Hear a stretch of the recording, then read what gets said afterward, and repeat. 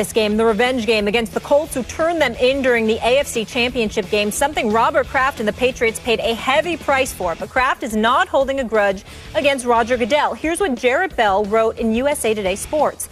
Last week, Roger Goodell was seen cordially chatting with Kraft during NFL owners' meetings in New York, a spirit that several executives maintain also existed behind the scenes.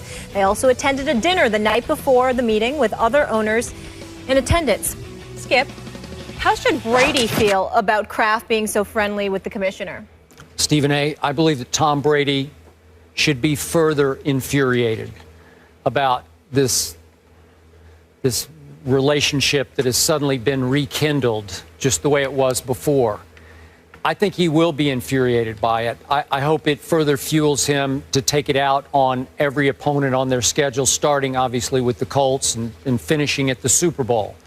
But this speaks again, and again, I'm a Brady supporter, so forgive me, Stephen A., for beating this potential dead horse here.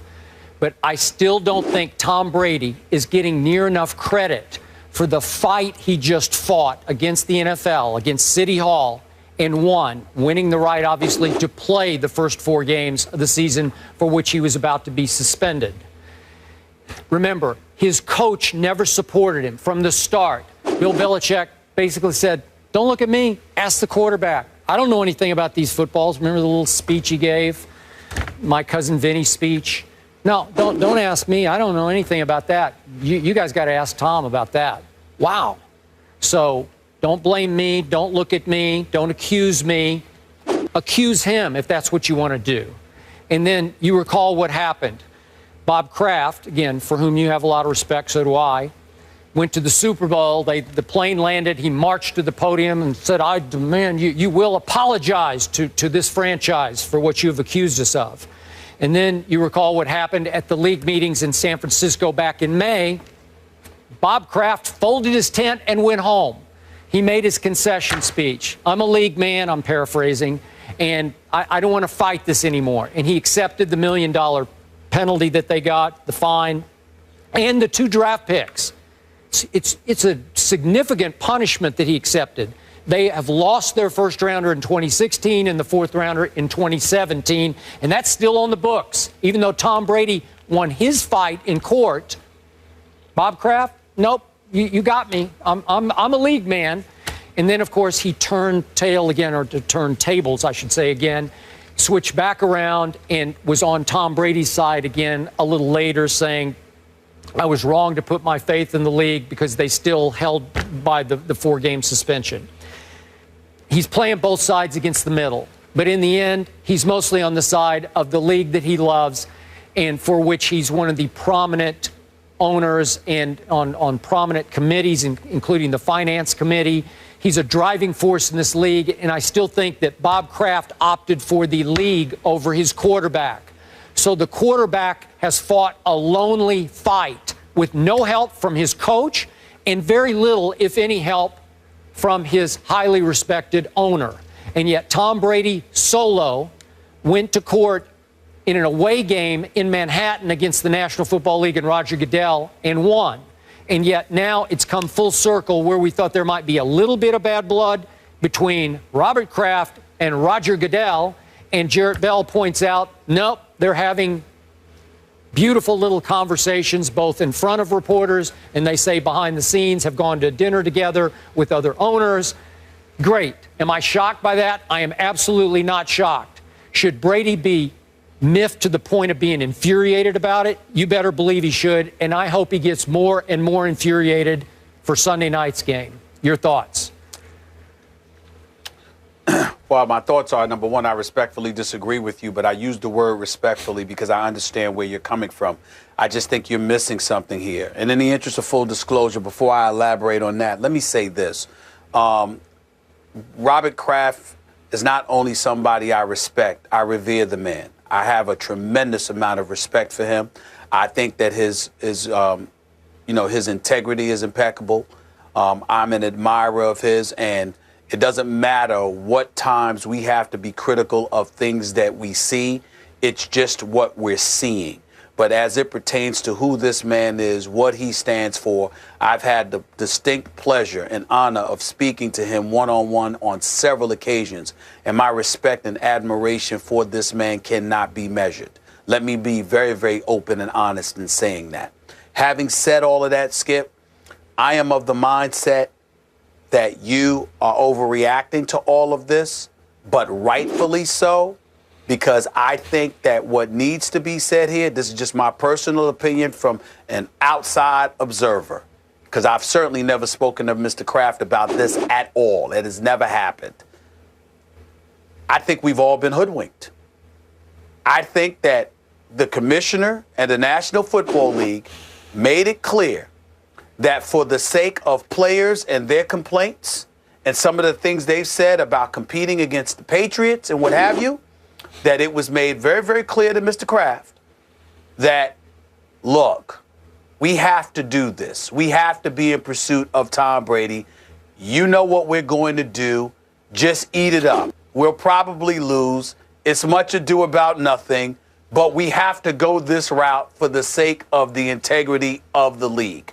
I think the reason why it's easy for Robert Kraft to stomach Roger Goodell in the NFL league and how supposedly, fences amended and all of this other stuff is because I think, and not to mention the fact Tom Brady going through what he's going through, but still clearly having the respect and deference to Mr. Kraft that he does and to the Patriots as an organization. I think because Tom Brady was told, and I think because Tom Brady fully understands that Tom Brady had to go through this because the NFL has to make it look the part. I think at the end of the day, the NFL knows it doesn't have much of a case. It's not something that they could win. I think all along, something of that magnitude ended up happening. Now, to be clear to you, Skip, I didn't always feel this way. But watching things unfold, the federal judge, the holes in the Ted Wells investigation that if Skip can see and I can see, certainly Jeffrey Kessler and the NFL Players Association was going to see, along with all of this nonsense that's been going on. I think the only reason it's gotten to this point, I've recently drawn this conclusion, the only reason it's gotten to this point is because so many players have said they feel like they're at an unfair disadvantage against the Patriots because the Patriots seem to be knowing what they're doing and the Patriots seem to be cheating. It's not just about Spygate. You got to remember, it was like 5 or 6 tapes that we were told Roger Goodell had that was destroyed during Spygate. Yep. And then, as my caller, Carlton in Massachusetts, religiously reminds me, because he calls in every day, Skip, to complain about the Patriots. I've never seen anybody fixated on being negative about a team in my life the way this guy is.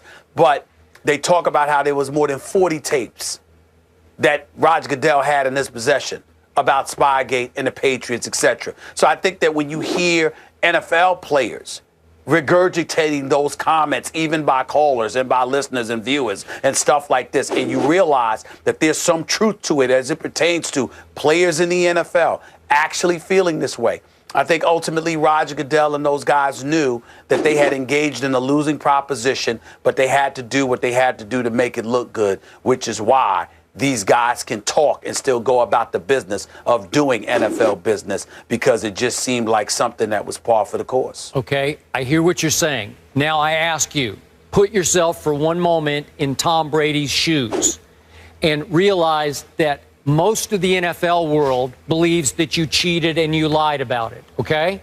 And your coach did not have your back from the start. He said nothing to have your back. Pretty significant, I think. And then your owner had your back, didn't have your back, then sort of sat on the fence and kind of had your back a little bit at the end. Really? Well, I think the part that you're missing that I'm saying, Skip, is that if Tom Brady sat back and said nothing, I would be right with you. The problem is he still speaks about Mr. Kraft, just like he did last week. Yeah. He speaks about Mr. Kraft, the Patriots organization, and Bill Belichick in the same fashion he always has. So it just seems to me that something is going on internally where everybody's in on it but us. Okay. Where they know, all right, this is what we have to go through. Yeah. I'm only getting that because of what I'm seeing transpire and the fact that I see a Tom Brady that's taking it out on opponents, but it's basically to validate his greatness to the viewing public. Excuse me, I'm still that dude. I'm still this 4-time Super Bowl champion. Let us not forget that. But outside of that, in terms of the nuances, like when we talk about him coming to New York to go to court, guess what, Skip? That's just the day he don't have to practice. That's just the day, a few hours that he don't have to be in training camp. He didn't miss anything. There's nothing that has happened during the regular season. Yeah, I mean, nobody likes to practice more than this we guy. understand that, but I don't. Listen. Well, everybody, listen, Skip. I don't know anybody that loves to work more than you do, but you still take a couple of days off for Ernestine or somebody every now and then, don't you? I'm just saying, everybody takes a day off. You leave and I have to leave. Yeah. Okay. Well, you're right about that. Okay. Because I'll be damned if I'm not going to take my days off. You're right about that. I know you are. So here's the point. We saw recently, I can't remember what game it was, Brady ran on the field before the game and gave Bob Kraft a kiss on the cheek. I forget when it was, but that's they still have a very close relationship. Yep. I get that. Tom Brady will never say or do anything to hurt his team or his franchise. He is the model citizen quarterback in that regard. I will bet you, though, privately, not pleased with the way he hasn't been supported. Because I've heard some of these things from... You can see... Okay. And I get where you're getting it from. I understand that. What I'm saying to you is that I don't, even if you don't say something to hurt them, you could be quiet. He does seem to be the same Tom Brady. The relationship seems to be the same as it has always been. Now, if it's not, then that means Tom Brady is putting on a damn good acting job. And if he's putting on that good of an acting job, who knows where else he's used his acting expertise. All right. So let's keep that in mind. All right. Here we go. We got to go to break. But right or wrong, guys, at the end of the day, it's business. So they have to put their differences aside. What does the NFL make? Over $11 billion a year? Yeah. Okay. Did you guys see that catch last night?